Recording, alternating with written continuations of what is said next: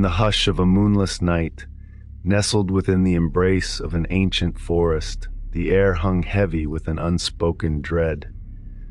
The village at the forest's edge had long whispered tales of the unseen, those who walked cloaked in night's deepest shadows, their visages never beheld by mortal eyes. It was said that on nights when even the stars dared not pierce the sky's blackened canvas, the unseen would wander, hungering for souls to ensnare in their eternal twilight. Among the villagers there was one, a young man named Eli, whose curiosity outmatched his fear. Skeptical of the tale spun by the elders, he ventured into the forest's heart under the cloak of darkness, armed only with a lantern's feeble glow and the bravery of youth.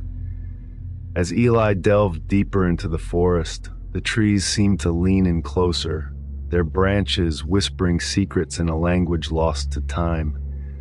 Suddenly, the lantern's light flickered and went out, plunging him into darkness.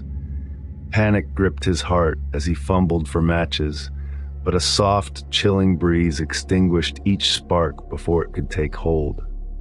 It was then, in the suffocating dark, that he heard it, a soft, scraping sound, like dry leaves dragged across stone.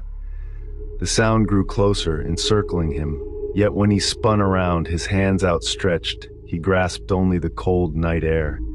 Eli's breaths came in shallow gasps as the realization dawned upon him. He was not alone. A whisper, barely audible over the pounding of his heart, floated to his ears. "Turn around," it hissed, a voice like the grave's cold embrace. Fear rooted him to the spot, yet some perverse curiosity urged him to obey.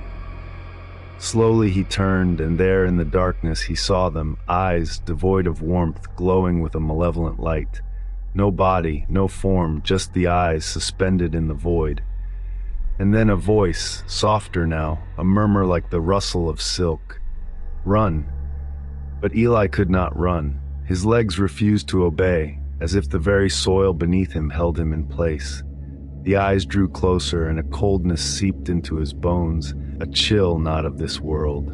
The tale does not end here, for Eli's fate remains entwined with the shadows that stalk the night. As the village sleeps, unaware, the forest whispers of the young man who sought to unveil its darkest secrets and found himself caught in a tale of terror that has no end. In this story, where curiosity leads to an encounter with the inexplicable, the boundary between the known and the unknown blurs. The forest, a character in its own right, harbors secrets ancient and malevolent, challenging the bravado of youth with the timeless, creeping dread of the unseen. In the heart of the forest, where shadows wove a tapestry of fear, Eli's encounter with the unseen had only just begun. The chilling realization that his venture might have led him to a fate worse than death was a weight upon his soul. Yet, as the eyes drew nearer, a resilience sparked within him, a defiance against the darkness that sought to claim him.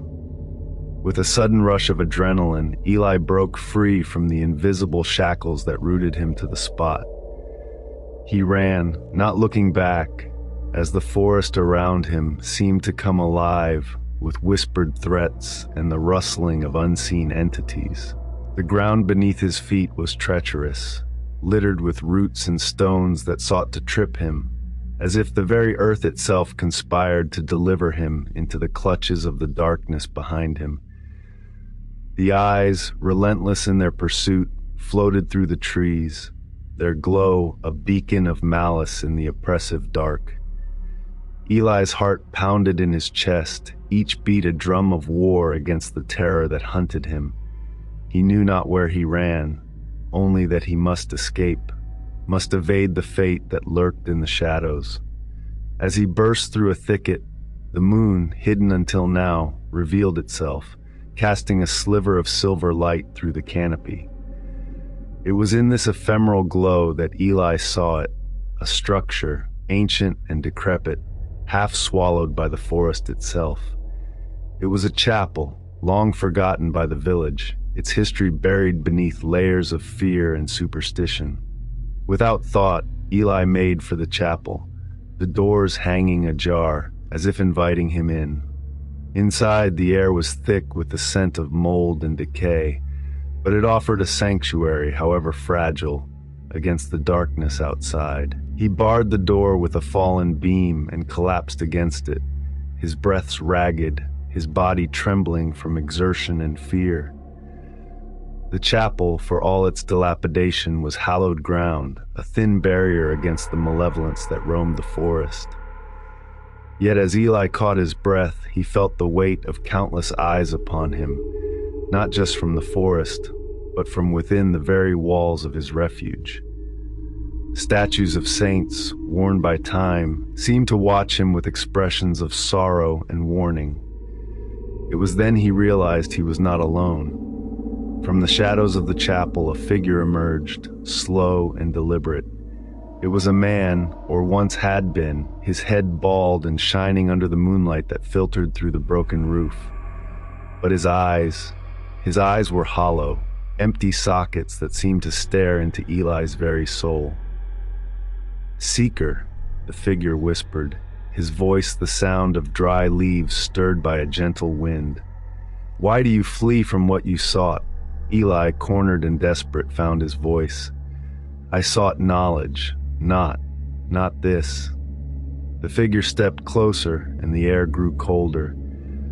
"All knowledge comes with a price. What are you willing to pay?" The question hung in the air, a challenge and a curse. Eli knew then that his journey into the heart of the forest was far from over. The secrets of the unseen and the price of his curiosity were threads in a larger tapestry of darkness that he had only begun to unravel. Outside, the forest held its breath, and the night whispered of tales yet to be told, of destinies intertwined with the shadowed path of the seeker who dared to confront the darkness. The story, like the night, was far from over. As the figure loomed closer, the air pulsing with an unseen menace, Eli's mind raced. The chapel, a sanctuary against the darkness, now felt like a trap, its sacred ground no barrier to the entity that confronted him. The figure's empty socket seemed to bore into Eli, demanding an answer, a sacrifice of sorts.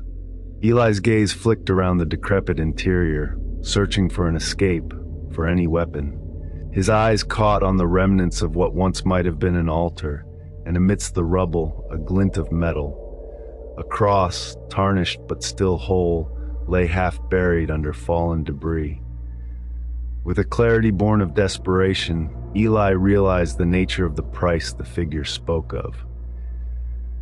Not a demand for his life, but for his belief, his conviction.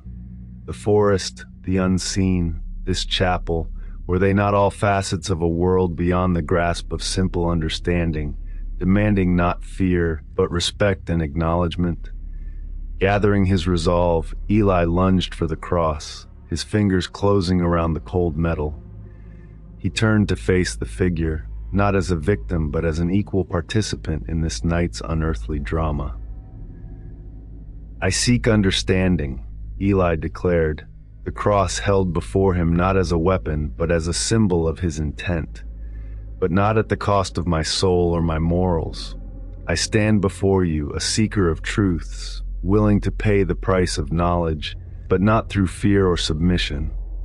The figure halted, its presence less menacing now, as if considering Eli's words. A moment stretched into eternity, the only sound the whisper of the wind through broken windows. Then, astonishingly, the figure nodded, its form beginning to fade like mist at sunrise. "Then pay with your courage, seeker. Carry the truths you find back to those who dwell in ignorance. Let the knowledge be the light that guides, not the darkness that blinds." With those final words echoing in the hallowed space, the figure vanished entirely, leaving Eli alone under the watchful gaze of stone saints and the moon's silent vigil. Eli emerged from the chapel at dawn, the forest around him no longer a prison of fear, but a landscape rich with the promise of mysteries to be uncovered. The village, when he returned, viewed him with awe and suspicion, but Eli carried his experience like a torch, a beacon to challenge the shadows of ignorance and fear. Years passed, and the tale of that night in the forest became a legend, a story told and retold, each iteration a mirror of the teller's own fears and hopes. But for Eli, the encounter at the chapel was a beginning, not an end. His life became a journey, a quest not for the secrets of the darkness, but for the light of understanding. And so the story twists, not to a conclusion, but to a new chapter in the endless cycle of seeking and discovery. For in every tale of night and shadow, there lies a glimmer of daybreak, a promise that even in the deepest darkness, there is knowledge, there is truth, and above all, there is hope. Thank you for listening to my channel.